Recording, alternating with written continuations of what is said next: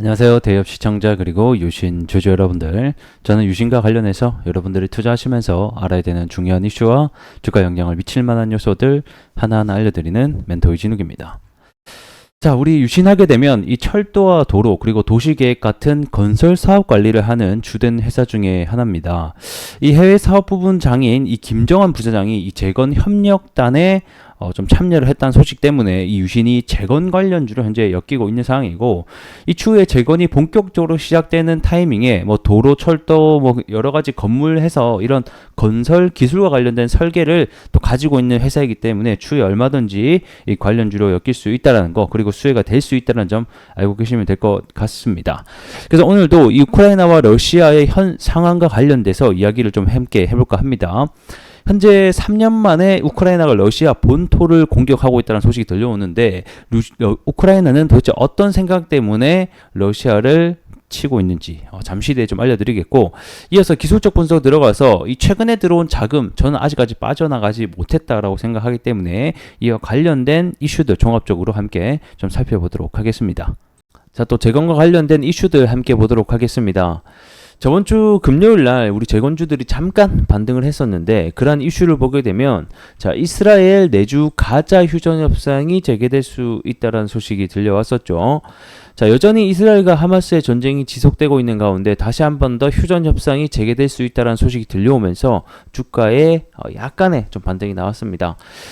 우리 재건주들에게 악재와 호재는 분명하게 갈립니다. 악재는 당연히 전쟁이 확대된다, 누군가 피해를 입었다, 뭐 이런 소식이 될 것 같고, 호재는 역시 이런 휴전 협상, 세계 각국에서 벌어지고 있는 전쟁과 관련돼서 뭐 휴전, 그 다음에 종전에 대한 논의, 뭐 이런 부분들이 될 것 같습니다.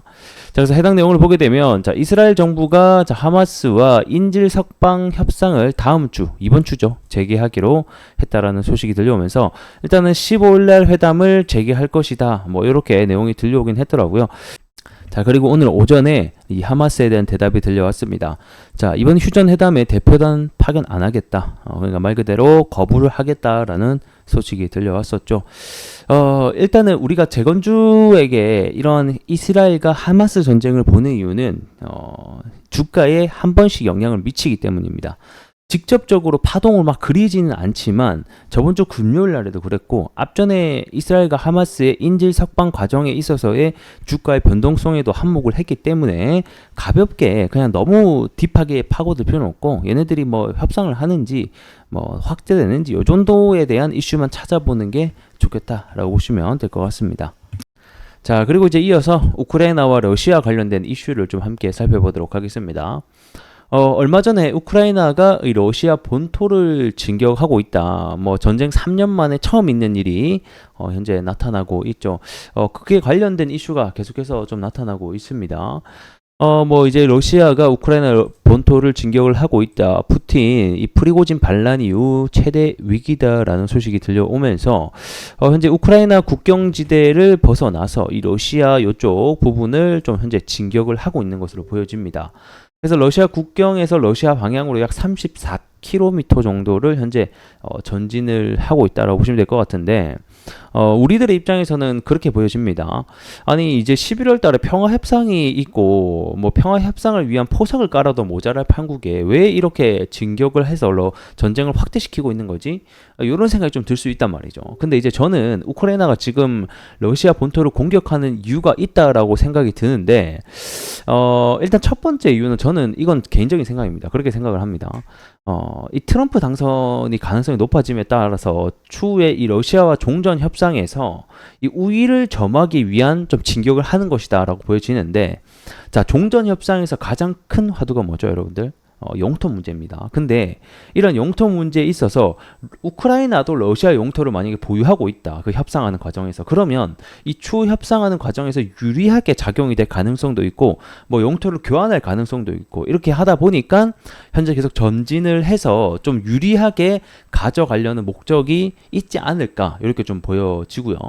또 하나는 이 우크라이나 지원 관련된 얘기입니다. 사실 우크라이나 지원이 끊기게 되는, 그러니까 이 공화당 측에서 대해서 반대를 하는 가장 결정적인 이유가 지원해줘봤자 변화가 없다라는 거예요. 그러니까 방어밖에 안 하고 있고 그 방어도 제대로 안 되고 있다 보니까 계속 뭐 지원해줘야 되냐 뭐 이런 말들이 불거지는 거죠. 그러다 보니까 우크라이나가 러시아 본토 공격으로 인해서 전쟁의 결과를 바꿀 수 있다, 이런 힘을 좀 보여주는 것이 아닌가, 이런 생각이 듭니다.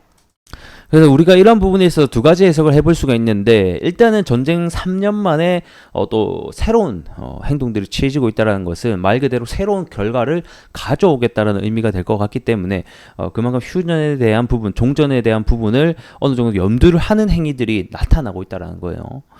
그리고 이제 또 하나 생각해 보야 될 것은, 결국에는 전쟁 확대로 이어지면 러시아도 가만히 안 있기 때문에 또 다른 안 좋은 결과를 또 가져올 수 있다. 그래서 이런 두 가지 양측의 측면을 좀 같이 우리가 염두에 두자, 이렇게 좀 설명을 드릴 수 있도록 하겠습니다. 자, 이제 차트로 들어와서 보게 되면 최근에 이 좀 낙폭이 나왔던 이유가 이 지수의 하락으로 인해서 주가가 함께 빠지게 됐는데, 결국에는 유신의 개별 악재가 아닌 지수가 빠짐으로 인해서 같이 빠진 거기 때문에 이런 거는 되돌려줄 가능성이 있다라고 보시면 될 것 같습니다. 그래서 여기서 지수가 추가적으로 하락만 하지 않는다라고 하면 다시 한 번 더 상승에 대한 부분을 우리가 좀 기대를 해봐야 될 것 같고요. 그 다음에 이 과거에서부터 그리고 지금까지 중요한 이 가격대, 여기서 꾸준히 지지와 반등이 일어났었고, 그리고 여기를 이탈했을 때 해당 부근을 다시 한 번 더 돌파하기 위한 시도들이 계속해서 나오고 있는 부분들 중에 하나다.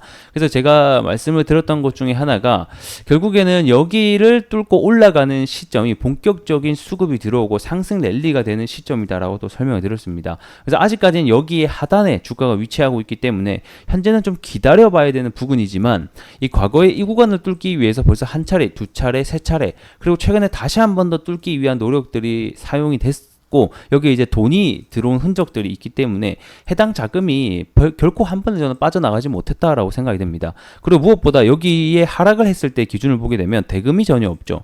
그렇기 때문에 여전히 물량을 좀 쥐고 있지 않은가, 좀 개인적인 좀 생각이 듭니다. 자, 그리고 이제 주봉으로 보게 되면 제가 이렇게 좀 하단 지지선에 대한 추세선을 그어놨는데, 여전히 조금씩 엉덩이를 들어가면서 올라가고 있기 때문에 이 하단에 대한 지지선 추세선만 깨주지 않는다라고 하면 충분히 뭐 여기까지는 내려올 수 있지만 다시 한번 이런 식으로 밟고 올라갈 가능성도 우리가 확인을 해봐야 된다, 이렇게 좀 설명을 드리겠습니다. 자, 올해 11월에 평화회의 일정이 여전히 남아있고 미국 대선이 있는 만큼 그 안에서의 변동성은 크게 확대가 될 수 있기 때문에 이런 부분들 계속해서 우리가 좀 살펴보셨으면 좋겠고, 제 영상 계속 찾아오신다면 이와 관련된 이슈들과 재료들 설명해 드릴 수 있도록 하겠습니다. 자, 오늘 영상 여기서 마무리해 보도록 하겠고요. 전 또 다음 시간에 뵙도록 할게요. 고맙습니다.